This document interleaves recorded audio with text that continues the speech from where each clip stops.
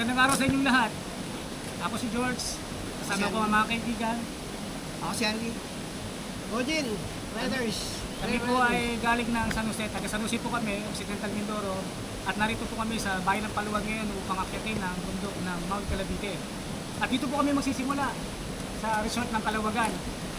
Dahil dito, mga 300 meters, dito nagsisimula yung paakyat sa bundok papunta ng Mount Calabite. Dalawang po ang daan dito, isa doon sa isang bagong daan na nakaharap sa main road ng Paluan. Ito po ay may 300 meters na paakyat na sinimento na pero hindi po natapos at hindi nakarating sa tuktok. Ito po ay nagdudugtong marahil kung idudugtong nila ito papunta ng unang huling barangay ng Paluan, yung barangay Mananaw. At ito po ay bundok po, kung yung lalakbayin, bundok pong dadaanan mo dito.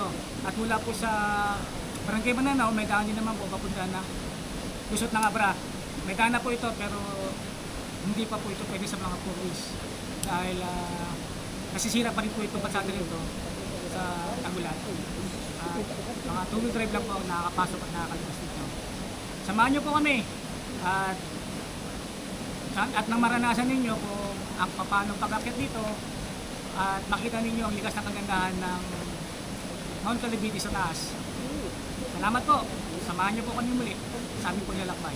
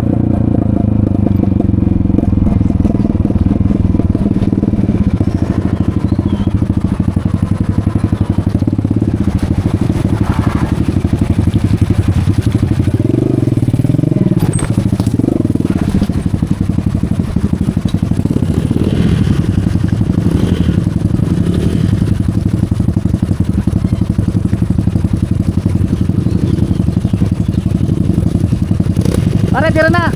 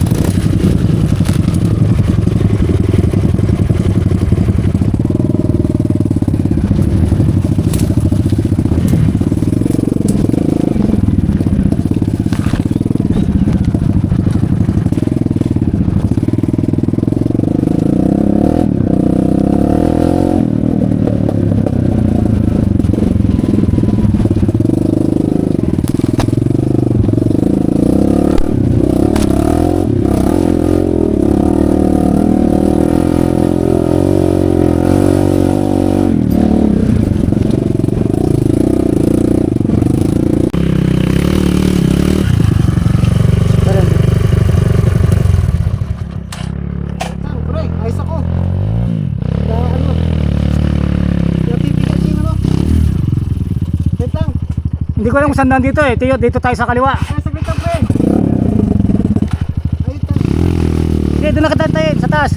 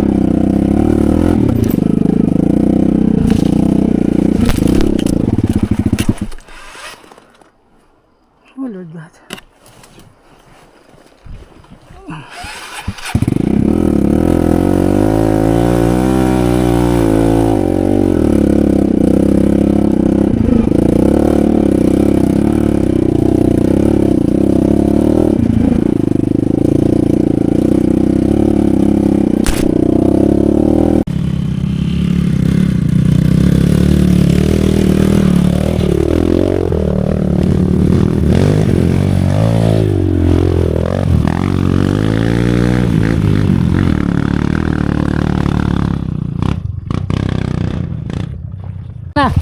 Saan dyan? Ano kanan? Dito sa kanan.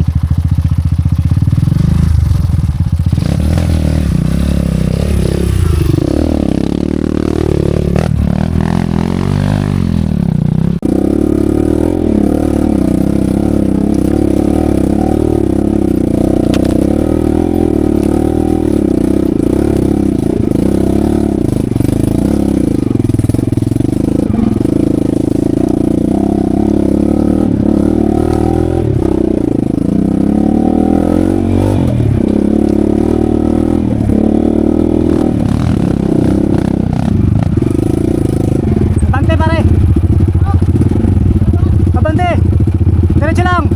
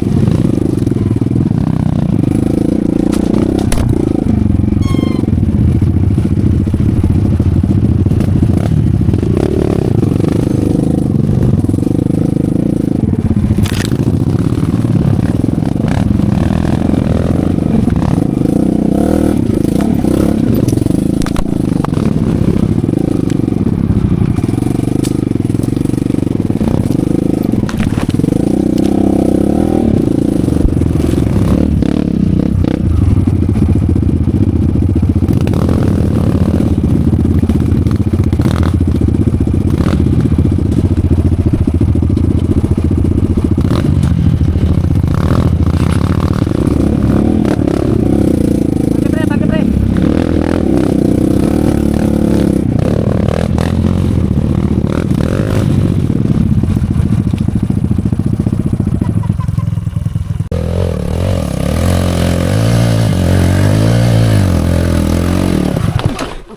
Ba't dito ka? Dito ka. Ay, dito. Sige, diyan ka na. Sige, diretso mo na diyan. Sorry pare, Sige lang. ka? Wala.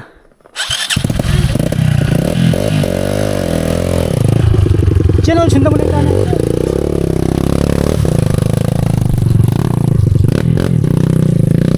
Saan eh? Okay. Pare Eugene, si Pare Andy. Nandito na kami sa Pagod. Mount Calabite. Unang part ng Mount Calabite. Area niya. Ito ang patunay. Ang signage ng DNR.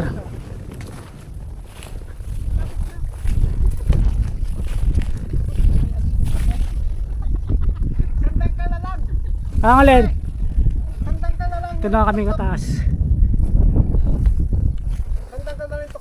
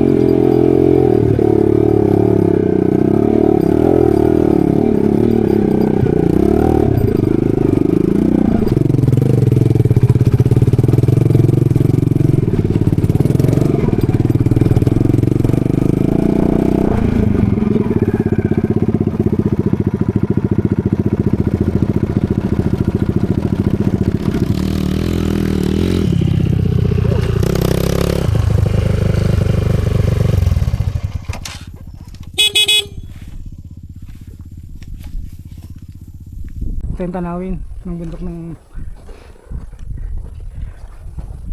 Mount Cavite. Bumagsak yung motor ni Pare Andy. Nag-alangan siya dito sa ano na to, malalim na rats. Ito ngayon ang sitwasyon.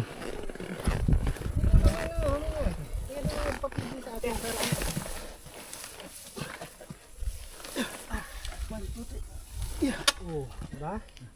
Kaya nagpapigil. Ngayon natin na rin yan ngayon. Dito ngayon. Merienda muna tayo. Hindi pa to ang tuktok ng Mount Cavite. Mahaba pa ang aming lalakbayin. Yun ang bundok ng pinakataas ng Mount Cavite. Yung may ulap na yun, kung nakikita nyo, yung pinakataas ang inakit namin. Yan ang elevation. Yung bayan ng Paluan, ayun po, yung residential nila, area. Ating dagat. 30 feet. Sea level. Opo. At yun naman ang dulo ng Mount Cavite. Talawing kanan. Oh, dulo. Oh. Oo, yan. So, nagkaroon kami ng problema sa motor ni Pare Andy, pero Minimal lang. okay naman at umaandar pa rin, tumatakbo. At 100 pa jack. okay pa rin yung ano namin, lakas namin sa so far. 100 sipa. Yun nga lang, talagang bibigay ka rin talaga ng magbabawas ka ng lakas, ng power. Siguro sa Sa motor ni Kuya. apat na bar, siguro nabawasan na ako ng isang kalahating bar. Ako full bar. Full bar ka pa pare? Ikaw pare Rodel. Ha? 2 bar. 2 bar na, nako. Ang problema namin tubig dito. 3 litro, 4 na litro yung akin dala kay Pare Andy. Ilang litro sa'yo Pare Andy? Ilang litro? 3. Pati yung sa hydro bag mo. Wala na 1 litro. Wala na 1 kalate. Ay yung nabili nating bottled water. Meron pa ako sa dito eh. 1 litro na lang. Oh. Plus kulang-kulang 1 litro yung sa hydro bag Oh. mo. Ikaw Pare Rodel, puno pa yan? 2 kalate. 2 kalahati litro. So yun, sana makatawid kami sa tubig na natitira. Hindi ka tayo babayaan niya ma. Tubig na yan. Maaaring sa dadaanan namin, meron kami makuhang nakitang buwal doon sa namin ihigiban ng tubig. Dahil medyo malayo-layo pa itong aming lalakbayan mula dito. Okay, yun lang po muna.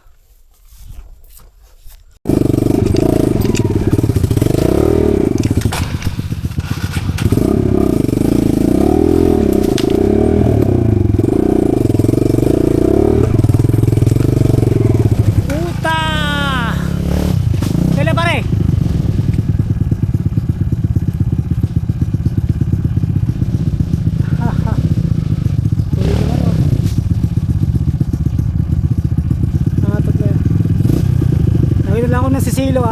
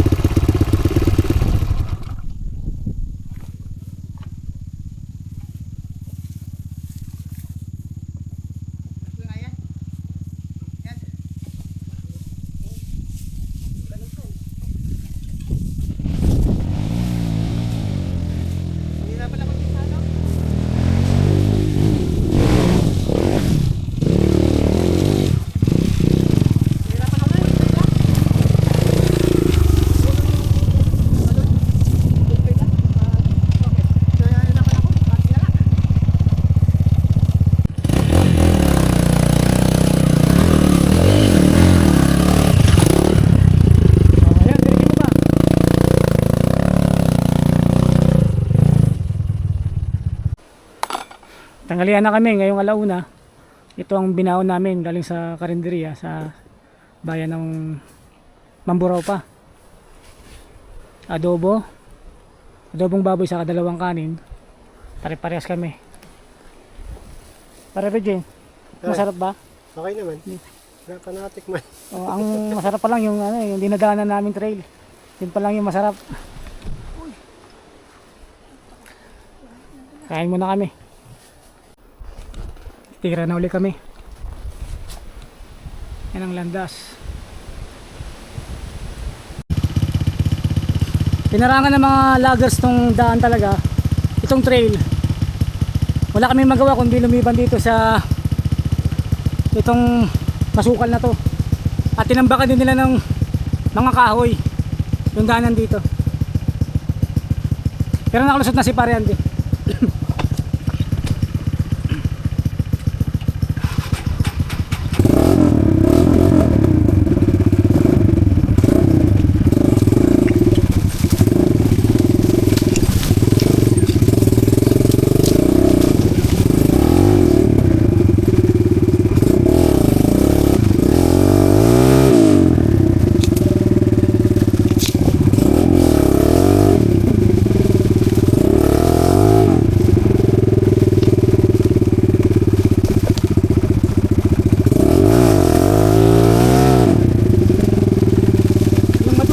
Kahoy yan.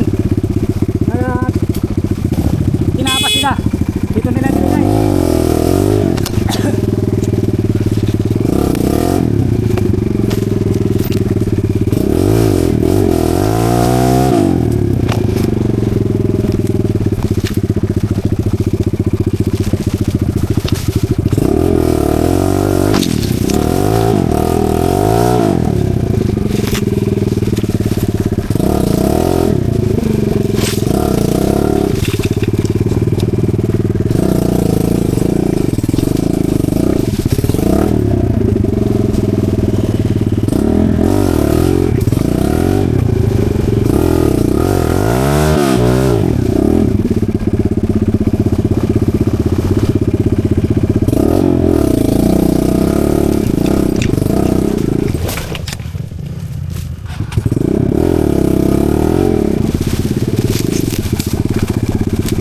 Nila. Ito ay isa pangangalagan ng DNR pero tingnan nyo naman ang ginawa nila. Ang mga illegal loggers. Mari. Nawan lang pero yan ang tsura.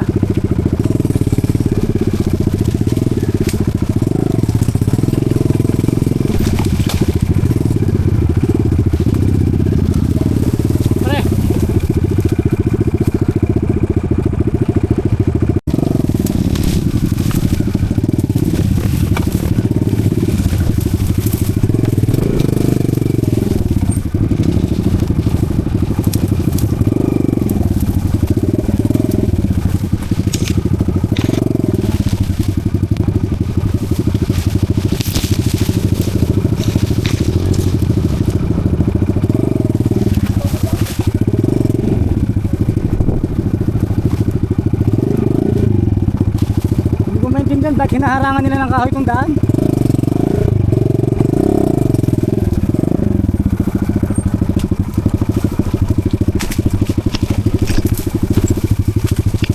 Nako! Okay lang to.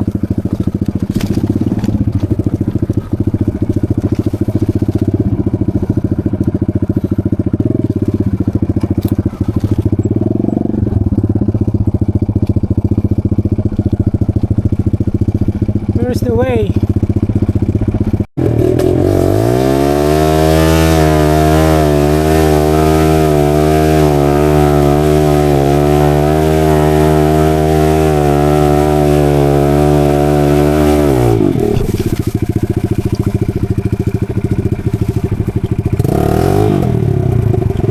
Dito tulungan tayo dito dahil may poste na karang.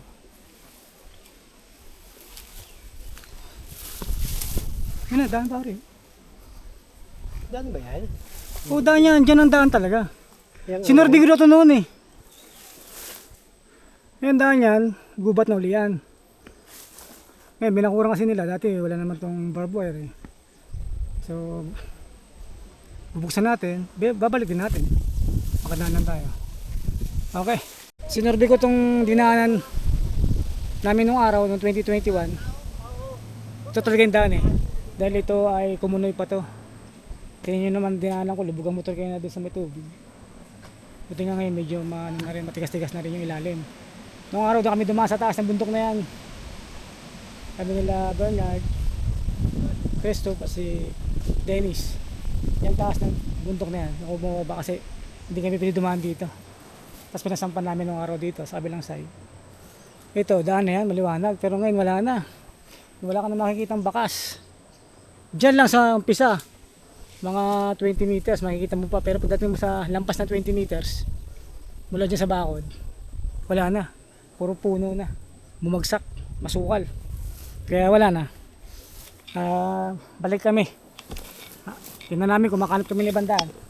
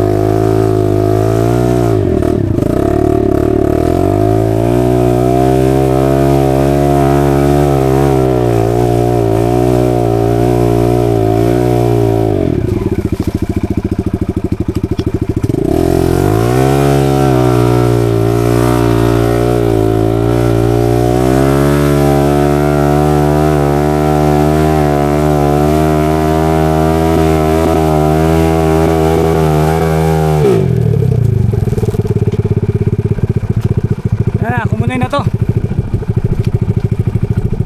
Ilahan na. Harapan lang.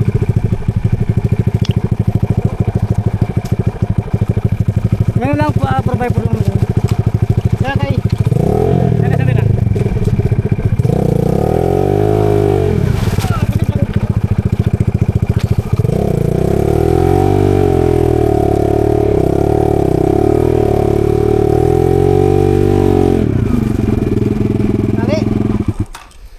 Titingnan ko kung kakayanin. Madulas.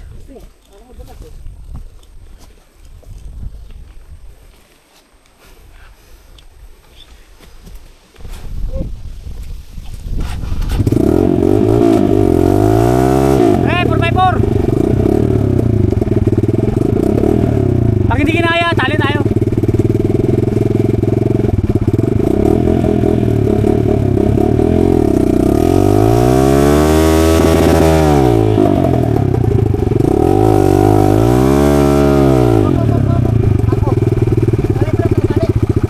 Sige. Sige pa nagwag tali. Sobrang putik na, madulas. Sige nga, atawin ko muna uli.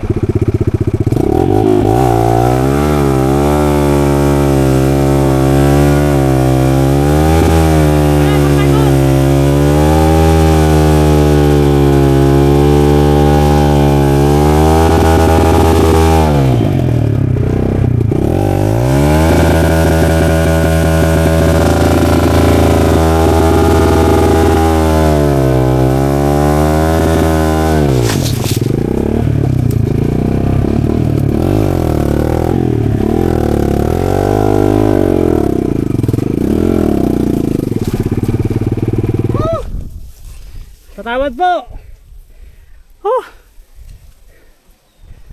Grabe. Putik, dulas.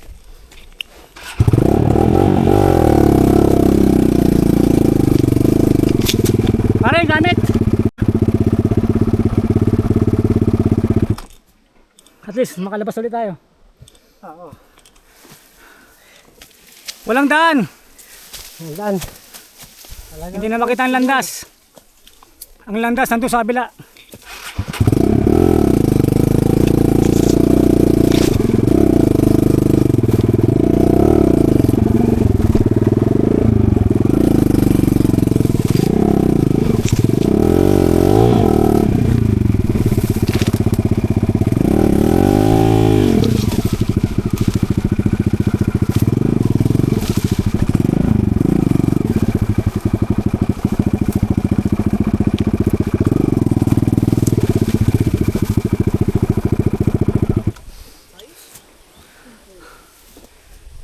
pagod.